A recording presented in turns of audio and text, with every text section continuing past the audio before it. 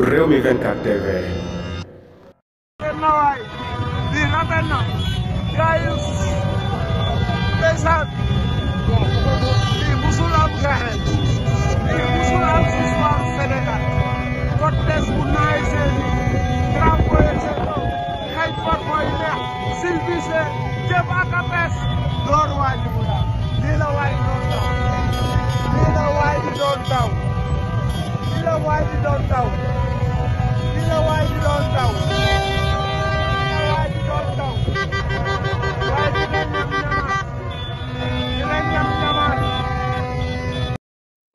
boy ñu ngi yuuxu premier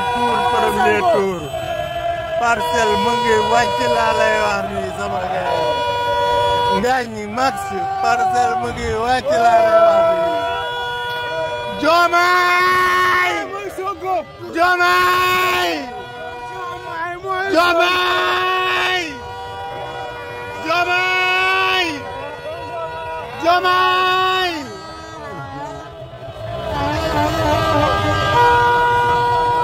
Diomaye la ñu wax Diomaye la ñu wax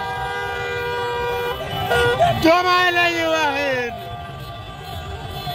Diomaye la ñu wax Diomaye la ñu wax